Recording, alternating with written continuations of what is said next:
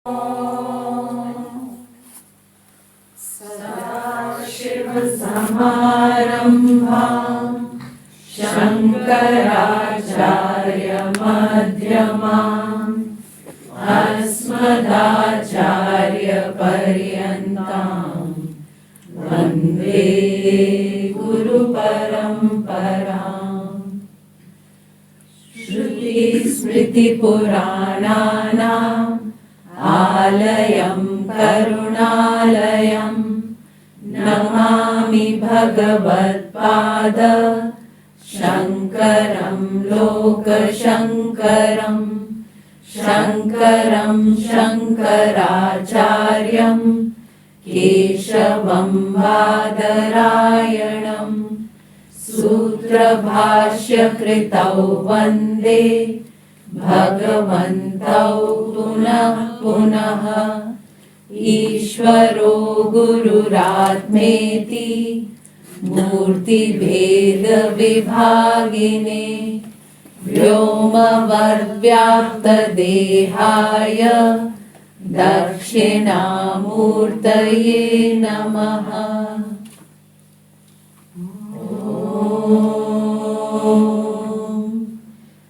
सहना भवतु सहनौ भुनक्तु सह वीर्यं करवावहै तेजस्विनावधीतमस्तु मा विद्विषावहै। ॐ शान्ति शान्ति शान्ति।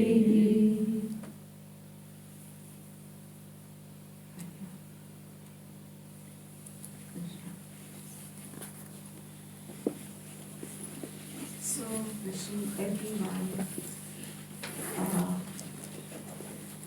happy Sankranti.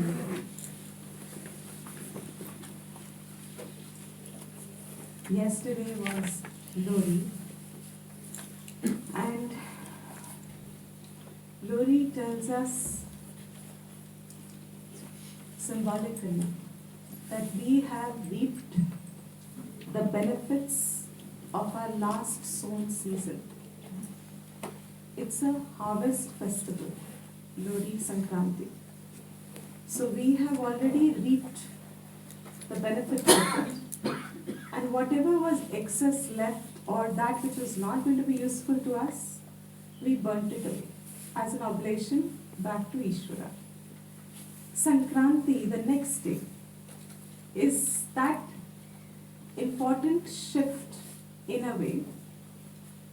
Being a agricultural society predominantly, it plays a lot of importance to our climate and beings who abide in it, that this particular Sankranti, which is when sun is entering from one house into basically the Makar Rashi. So it is called Makara Sankranti. Now this is that time when it marks that the sun is going to be a little more, the days are going to be longer. So also the temperatures are going to warm up. So you will have more conduciveness to now begin sowing new seeds symbolically. Now new seeds means here we are taking it in a religious symbolism. Having already understood that in avidya, a normal person who is ignorant of his own existence as Brahman, this person is subject to tapa from three sources, from the cosmic sources, from external sources, and from internal sources. He is a highly dependent being to the environment. So, a way of reminding oneself that my last sown seeds, means karmas, have now to be re-sown for the next harvest to come. It's a symbolic thing. It doesn't mean that you have to get after it in karma, but Symbolically, if we appreciate the significance of Sankranti, means I am now getting ready to sow fresh seeds. This is what its fundamental significance would mean. And since it is a religious association, what is it that is there in the past that one is now thinking is redundant, that can be burnt away? Whatever was useful has been taken on. Life has continued. Whatever had to come, we have already faced it. We are still facing it. But what is it that is there from the past that needs to be burnt away in Lohri? Those are all the habits, the old habits which are redundant to the present life. Giving up dead memories which are hurting the present life. Giving up those thinking patterns which just form loops within ourselves. Giving up uncertainties, self-doubts, fears, anxiousness, hatred, dislikes, restlessness, insecurities, all of these that have been carrying forward from the past. It is like a dead stack of hay around. It is like the old wood lying around, which was supposed to have been burnt away yesterday, because it is left still there, unconnected to the present sowing. It has got no use in the present sowing. That present sowing being very essential is what it says, having burnt that away. And doing this, why is it necessary to burn it? Because they are all ahankar born. The topic we have chosen today, as most of us are aware of, is shed the excess baggage. Now, it's a very ambiguous term and it's a very vast topic. It is not possible to do justice to this topic in just a very short time. So just touching upon one aspect of it, which is the cause of mental disturbances. All that we just enumerated is that which is rooted in ahankar. This ahankar is the baggage. The excess part of it is all past, dead matter, which is still playing context in the present life. These that cause mental vacillations, disturbances, these are the primary barrier between your disturbed peace and peace. What is the barrier between disturbed peace and peace? Is that barrier is ahankar, which is the source of disturbance. Now, you have often heard, I'm sure some of us has heard, we all try and, okay, let us say it this way, we are all very well conscious of removing the excess physical baggage. But we are not so conscious of removing the excess mental baggage. There is a saying, and I found it very apt for this talk today. Egotism is the obesity of the head. So if you can be so conscious of it in the physical realm, you should be conscious of it in the mental realm, because what is fundamentally egotism? Egotism is that which is obesity of the head. Another one that you have often heard, this is much more popular. Ego trip. हम कहते हैं ना बहुत बार, निकल गए ego trip में. Ego trip is a journey to nowhere. Remember, ego trip means taking on a trip on the ego is a journey to nowhere. Takes you nowhere. How does one then shed this off when it all seems so motivational? When we hear it, remove this, remove uncertainties, shed it off. बड़ा अच्छा लगता है सुनने में. But when it comes to doing it, how do you do it? Here, we start with a very fundamental premise that Vedanta builds up. Vedanta says the whole universe is permeated with Brahman. Entire creation, the whole universe is permeated with Brahman. Sarvam Khalvedam Brahma. This is saying Sarvam Khalu Idam Brahma, which comes as a very famous aphorism from Chandogya Upanishad. And some of us has already heard this from Ishavasya. Ishavasya idagum sarvam yat kincha jagatyam jagata. Whatever is there moving or non-moving in this world is permeated by the Isha, the Lord, who is Brahman. Now Shrutis also say, Shrutis means Upanishad, they also say this Brahman is Atman. I am Atma Brahma. This is said in the Mandukya Upanishad. This Atma is Brahman. The whole world is universe, is what? Permeated with Brahman. And the Shruti also says this Atma. This refers to what? He says this Atma here is the sense of I, which is called Aham. This Atma is Brahman. Now what is this Atma? This Atma is your sense of I, which is Aham. Now Brahman is both the manifest and the unmanifest Prakriti in the world.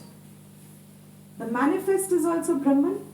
The cause of the manifest world is its unmanifest immediate source, which is also Brahman. And they are both aspects of Prakriti. They are called Prakriti together. In its unmanifest aspect, there is no sense of I. In the unmanifest Prakriti, there is no sense of I. But in its manifest aspect of Prakriti, which is fundamentally a differentiation of the three gunas, Sattva, Rajas and Tamas. The manifested Prakriti is made up of three differentiations, which is Sattva, Rajas and Tamas. Here, you see that the I sense has got confined to the manifestation. The I sense is manifest and is confined to its manifestation. Now, Ahankar is merely a reflection of Aham in the manifested aspects of its own self. Prakriti में ही अहम का appearance है, उसी में जिसमें जो सब ब्रह्मन है, manifesting itself as Aham. Characteristic is what? Identification is what? Its identification is, it is the very feeling of separateness that makes one feel distinct and different from the rest of the manifestation. This Aham, which has expressed itself in manifested Prakriti, इसकी एक particular characteristic है. Characteristic है that it feels itself as separate, distinct and different from the rest of the manifestation. This Aham now is referred to as Ahankar. But when that sense of confined Aham with the characteristic of separation, feeling itself distinct and different from everything, is now termed Ahankar. Ahankar is translated simply, we all know, as ego. The dictionary meaning of ego, I'll just enumerate them. First is the I or self of any person. I or self of any person, a person as thinking, feeling and willing, and distinguishing itself from the selves of others and the objects of its thought. Psychoanalytically, It refers to, this is quote and unquote and very essential, the ways in which the ego resolves internal conflicts and develops a mature capacity for rational thought and action. Third, its simple meaning, which is popular, is just conceit, self-importance, egotism. And the examples they give, keep giving, various. You hear it in the English vocabulary, language. The fourth meaning is self-esteem or self-image. And the fifth meaning, which they say is used in philosophy as per the English dictionary, is the enduring and the conscious element that knows experience. This enduring and the conscious element that knows experience, and in bracket they write, often initial capital letter.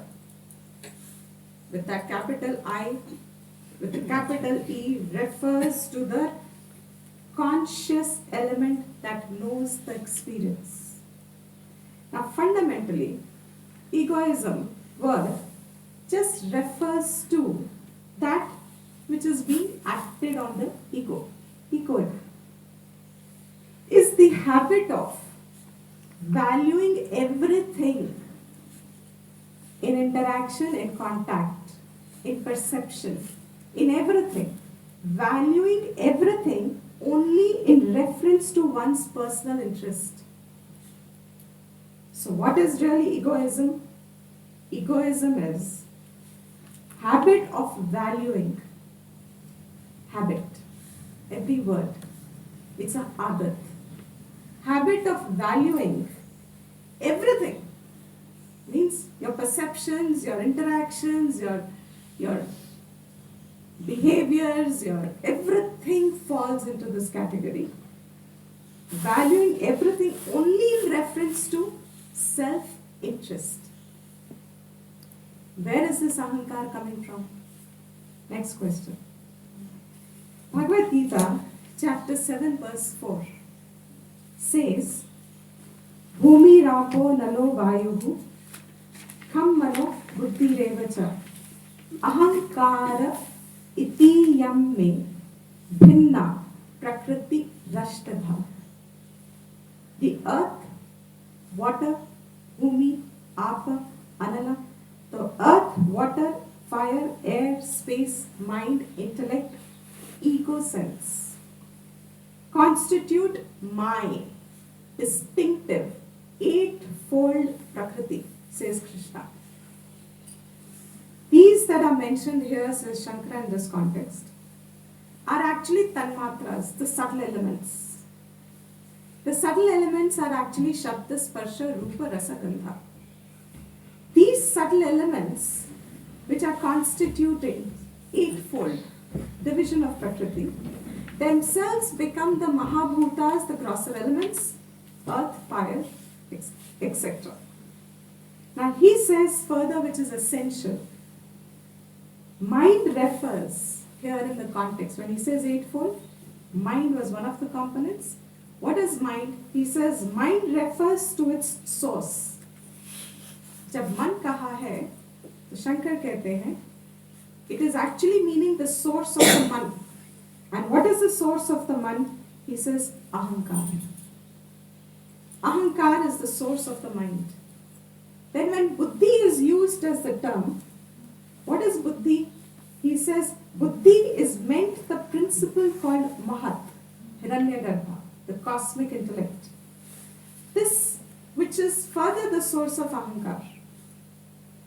By ahankar itself, what is meant?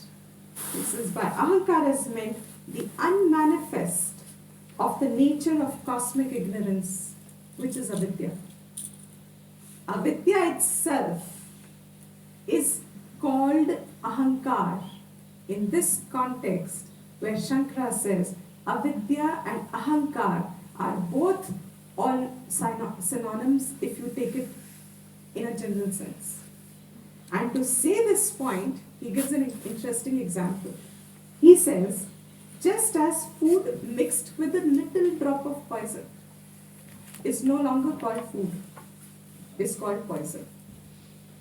In the same way, this unmanifest, where otherwise the eye sense has not emerged, is latent there, but it is mixed with ahankar, the impressions which you have gathered together.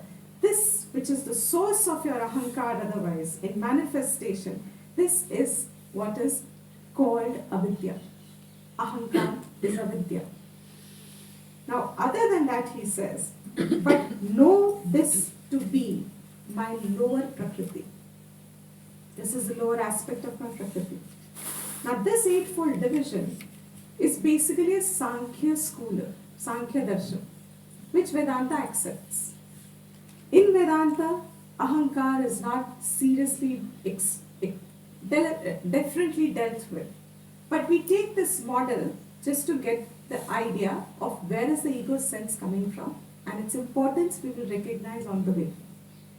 He says, other than that, the next verse he says, Apareya mitastvanyam prakritim vitti me param. Other than this lower eightfold prakriti, there is the other prakriti. Jiva bhutam mahabaho yayedam dharyate jagat. My higher nature, know it to be other than the lower eightfold prakriti. That constitutes, O mighty armed Arjuna, the living beings by which this world is upheld. This living beings is mentioning the conscious element. The conscious element, which is fundamentally the difference between aham, conscious element being aham. This aham is the higher prakriti. And this ahankar is the lower prakriti. Bhagavad Gita can essentially be said as a conversation between one's own individual lower self, ahankar, the jivatma, as Arjuna, and one's own higher self as aham, the paramatma, which is Krishna.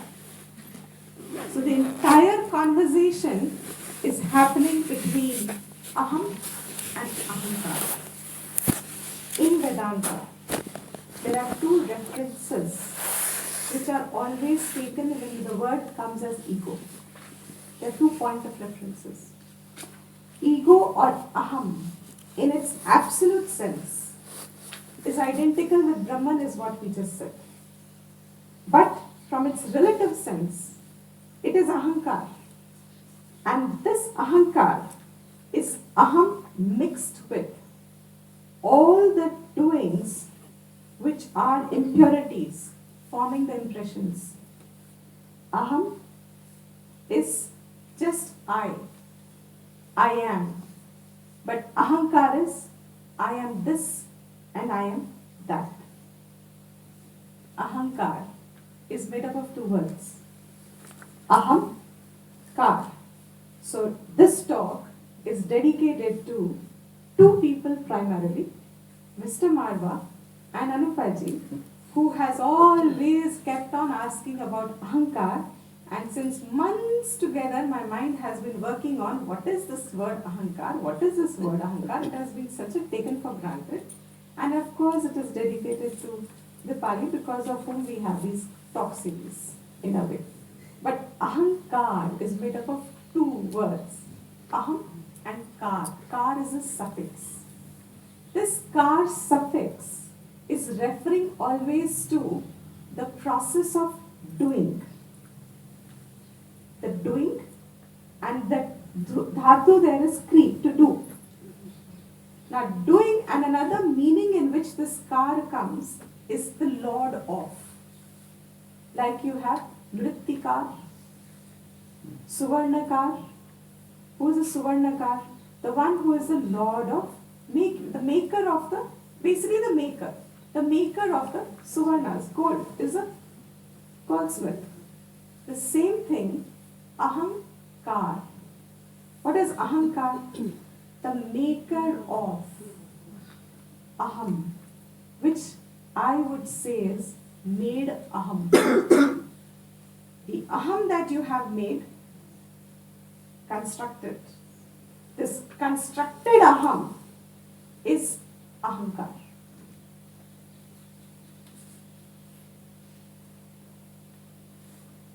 Now further, this two standpoint, jiva and this individual self and the higher aham self. When Arjuna says, Katham Bhishma Maham Sankhya Dronam cha Madhu Sudana, how will I, Ishubhi Pratiyotsyami. He says, how will I fight my own people? How will I is used, aham is used. But used in which sense? Ahankar. It is used in the sense of ahankar. Now the same, another place, Krishna says, Natve vaham jatunasam, natvam neme janadi paha, nachaiva na bhavishyamaha, sarve vayamata param. Never has it been. He says, certainly it is not a fact that I did not exist at any time. Nor you, nor these rulers of men. That I did not exist at any time. Nor you did not exist at any time. Nor the rulers of all these did not exist at any time. And surely it is not that we shall cease to exist after this. Here Krishna is using aham in the sense of aham. This we will not cease to be, means we will always be, is used in the sense of aham, the higher. And when Arjuna is using it as, how will I do this? What happens if he's using it as ahankar? Now, aham exists in all of us, is available as individual consciousness. Aham is available universally to all of us as individual consciousness, universal. Ahankar, on the other hand, is that layer of differentiation on aham which gives us this individual expression. Aham self, aham as self, in its purest and absolute sense, is universal, eternal, one, without divisions. Whereas the ego, which is feeling the separateness, sense of duality, the idea being different from others, this is ahankar. And when the Upanishad says, aham brahmasmi, it says, for aham. For aham, the Upanishad says, aham brahmasmi. But for ahankar, it says, neti neti. Whenever the context is ahankar, it says, neti neti. This is not. When its context is aham, then it is aham brahmasmi. Now another place, in chapter 3, 27th verse, which we have all done, most of us. How is this ahankar constructed further? Prakrite kriyamanani gunaihi karmani sarvashaha ahankara vimudatma karta aham iti manyate. Now he says, actions are being done in every possible way by the gunas of Prakriti. It is my lower Prakriti, of which ego is a part of that. Actions are performed by that according to the gunas of Sattva, Rajas and Tamas. But one who is deluded by the hold of the gunas on its own self is the one who thinks, I am the doer. Aham karta. Aham karta. I am this or that. If the conclusion is this, it is ahankar. Chapter 4 again, verse 14. Krishna says there, Namam karmani limpanti, name karma phale spruha, iti mam yobi janati, karma hihi na badhyate. Shankara here gives a summary. I'm not giving you the translation. Shankara just summarizes which is the context. Action realm does not bind me. Bind me is who? Aham. Because there is absence of ahankar. In aham, actions don't bind. Prakriti doesn't bind the aham.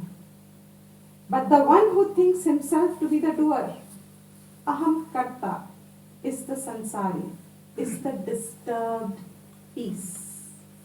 Aham is peace. Ahankar is disturbed peace. Disturbed peace is the samsari. Where is the samsari from? Aham karta iti manyate. The one who has the notion that I am the doer, I am the one who is doing, it doesn't have the vision of Prakriti does. Prakriti is doing. It doesn't see the gunas acting. It sees itself as the one who is the actor.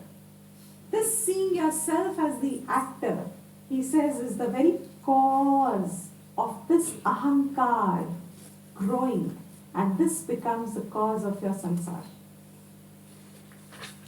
Krishna further says now, just quickly summarizing it. He uses this beautiful verse in 2 different chapters.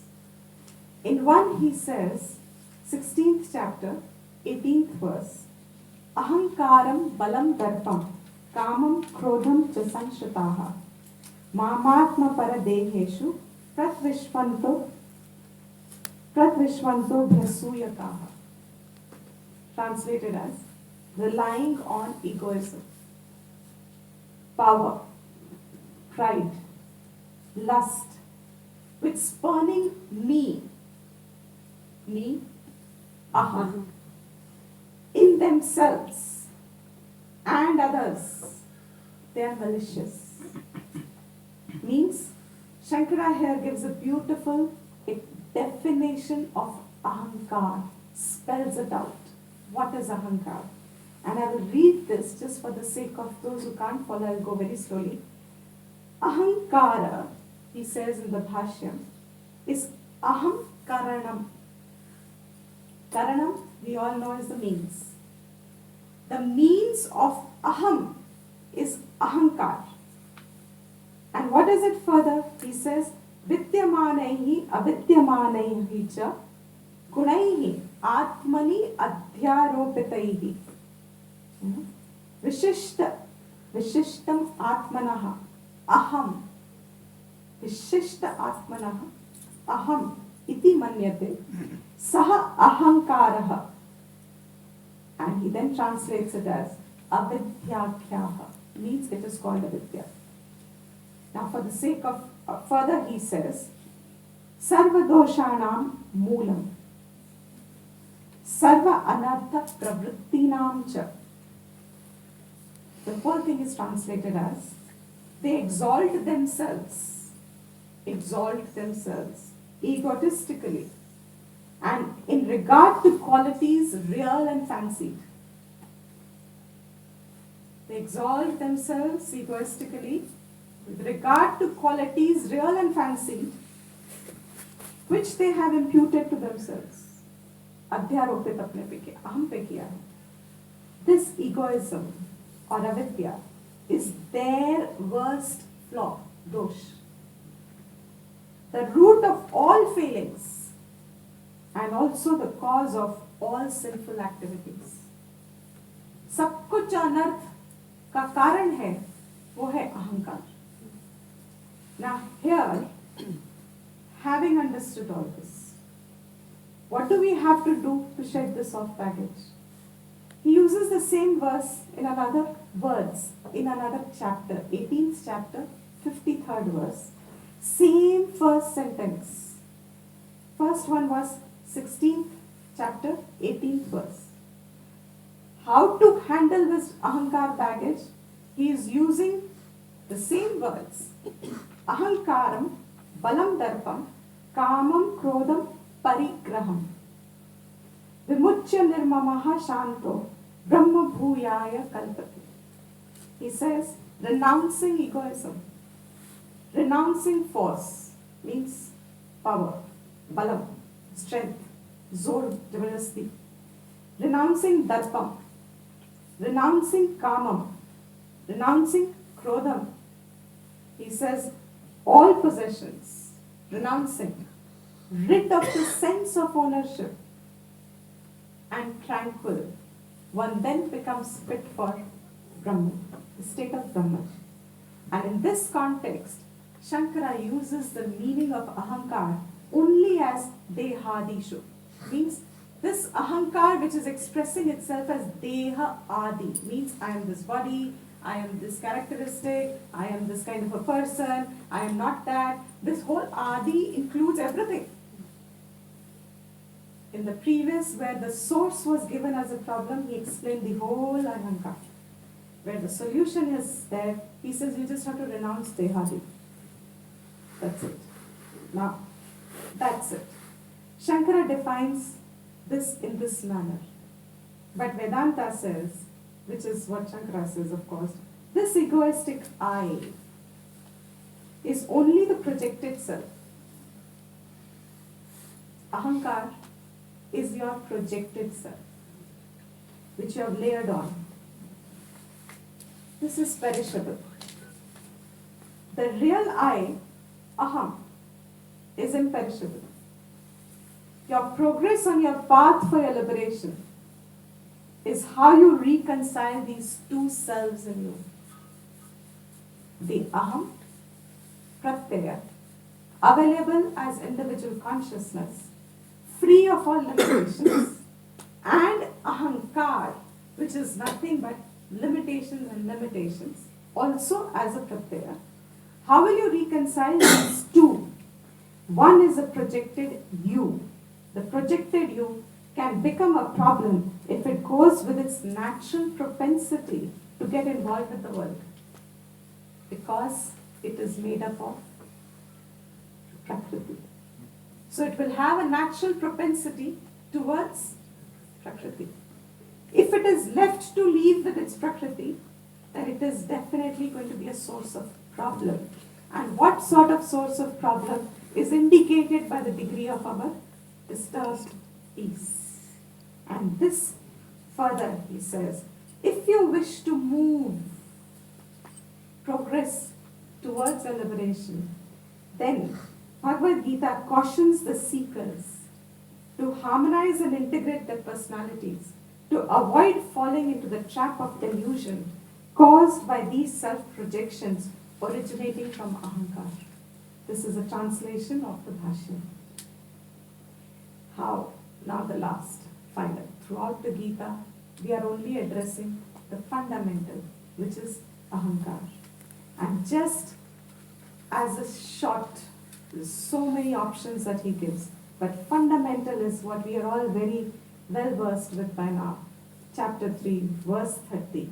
Mai sarvani karmani sanyasya dhatma chetasaha nirashihi nirmamo bhutva yutyasva vikata jvara.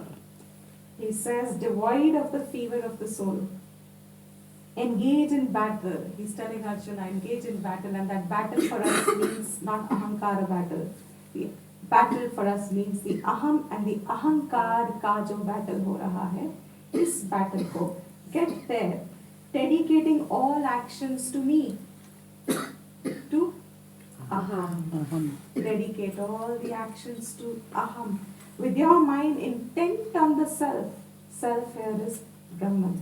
With your mind intent on Brahman and becoming free from expectation and egoism. And therefore, shedding off the excess baggage simply means continuing to be able to do what you have to do in the spirit of closer to your own aham.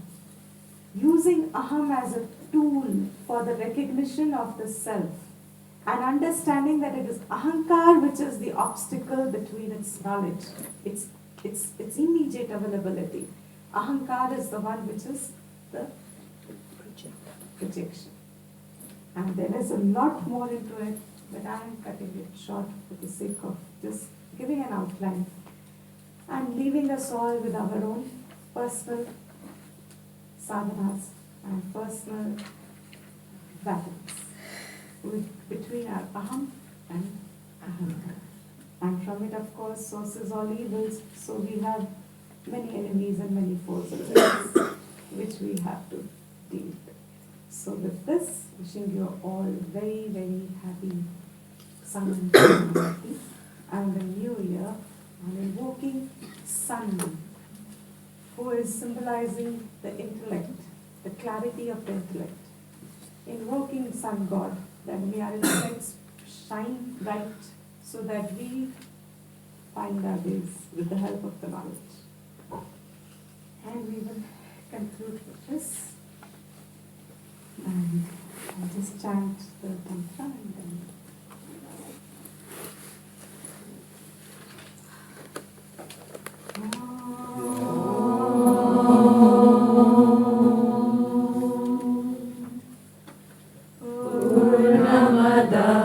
पूर्णमिदं पूर्णात् पूर्णमुदच्यते पूर्णस्य पूर्णमादाय पूर्णमेवावशिष्यते।